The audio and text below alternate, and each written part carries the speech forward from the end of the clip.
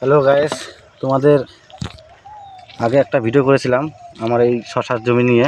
তো সেখানে বলেছিলাম যে আপনাদের যে শশা গাছটা লাগিয়েছি কীরকম কী ছিল না ছিল তার একটা ভিডিও করেছিলাম। তো আজকে নেক্সট ভিডিও। তো তোমাদের এই ভিডিওতে দেখাবো যে আমার সেই শশা গাছগুলো কেমন আছে বা কী পরিস্থিতি আর কিভাবে আমি তার দেখভাল করছি, তার কিছু নমুনা আমি তোমাদের দেখাচ্ছি। দেখো ভাই, ক্যামেরাটা দিকে ধরো। এই জমিটা আছে, এখন ঘাস হয়ে গেছিলো। আর ঘাস হলেও কি না হলেও কি, এটা তোমাদের কি বলতে হয়, এই জমিটা যে মাঝখানে যে গ্যাপটা আছে, ঠিক আছে, এগুলো ভালো করে কোদাল দিয়ে চাষের মতো জমিটা কুপাতে হয়, ঠিক আছে। তো সেগুলো কুপি দিচ্ছি, তাহলে মাটিগুলো উলট পালট হবে আর গাছের একটা জোর হবে, ঠিক আছে। তারপর দেখো গাছগুলো দেখো এখন কত বড় হয়ে গেছে। ভাই তুমি গাছটা দেখাও, অনেক বড় হয়ে গেছে গাছগুলো। তো এখন মোটামুটি সার দেওয়ার উপযুক্ত হয়েছে। তো যখন আমার জমিটা টোটাল আমি এটা রেডি করব, কুপিয়ে রেডি করব, তখন এই গাছগুলো চারপাশ দিয়ে একটু হালকা করে ডিপ করে দিয়ে তারপরে সার দেবো, ঠিক আছে। সার দিয়ে তারপর জল মারতে হবে, তাহলে আমার গাছটা মোটামুটি, আমরা যেটা বলি চাপানটা কমপ্লিট হয়ে গেলে গাছটা মোটামুটি রেডি হয়ে গেল।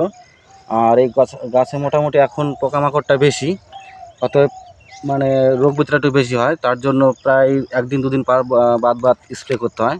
আর এই স্প্রেটা করাটা খুব মারাত্মক একটা ব্যাপার। তোমার লেট হয়ে গেলে গাছটা ঠিক মতো তুমি রাখতে পারবে না। তো কিছুদিন আগে প্রচুর ঝড় বৃষ্টি হয়েছিল, তো সেই বৃষ্টিতে অনেক ক্ষতি হয়ে গেছে, গাছগুলো অন্যরকম হয়ে গেছিলো। তবুও সেগুলো কোনো রকম ওই পাশে ড্রেন করা ছিল, জলটা পাস করে দিয়েছিলাম, তো জায়গা ছিল, যার কারণে আমার গাছের খুব একটা ক্ষতি হয়নি, ঠিক আছে। আপাতত গাছগুলো ভালোই আছে। তো আমি জানি না আমার এই ভিডিওটা কীরকম লাগছে, চাষি ভাই যারা দেখছো বা আমার বন্ধুবান্ধব যারা ইউটিউবে যারা দেখছো, তাদের উদ্দেশ্যে বলছি, তোমরা যদি কোনো চাষি বা থেকে থাকো বা যদি কেউ শশা চাষ করে থাকো, তাহলে আমি যেভাবে চাষ করছি যদি আমার কোনো ভুল ত্রুটি হয়ে থাকে বা কী করলে ভালো হবে, গাছটা কোন ওষুধ দিলে আরও ভালো হবে, তোমার যদি জানা থাকে তাহলে বলো। আমি তো করছি, তোমাদের যদি কোনো মতামত থাকে জানিও। আর আমার চ্যানেলে যারা নতুন আছো তারা যদি পারো তাহলে একটু সাবস্ক্রাইব বা ফলো লাইক করে দিও, ঠিক আছে, তাতে খুব ভালো হয় আর কি। এবার এইভাবে আমরা চাষি ফ্যামিলি চাষ করছি, ঠিক আছে।